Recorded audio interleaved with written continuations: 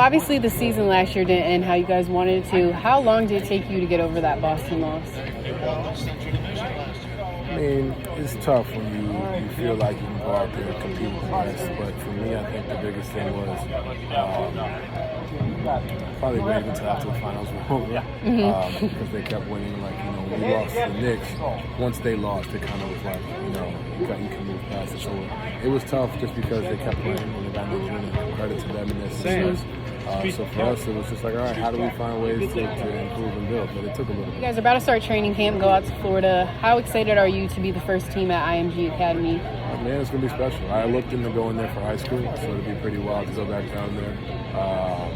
I've never been, something that's pretty cool. To kind of change it up. Like I said, we've been here for a month, and kind of get away and then come right back and get right back for the season, but it'll be good. Talk about when you came to Cleveland, kind of transitioning into being the older guy on the team. Would you say you feel comfortable in that role now, being a leader on this team? Yeah, I definitely feel that way.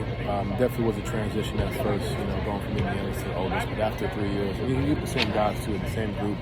You kind of, you figure out, you find your voice and how to use it in different ways and how to lead. And sometimes it's just by example, sometimes it's not even just by, what you say. You got to go out there and actually physically do it. I think that's what I'm starting to realize. Talk about having that same core. How has it been, working with DG this summer and you two growing as a pair?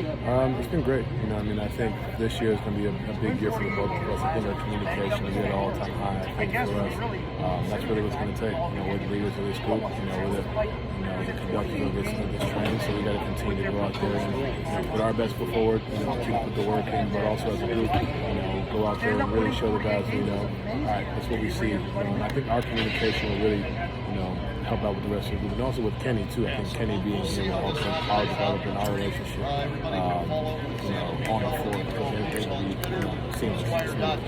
Last question before you get out of here. What would you say, seeing these trades in the East, what is it like seeing those things happen heading into the season? I agree when I got traded. It's part of the business.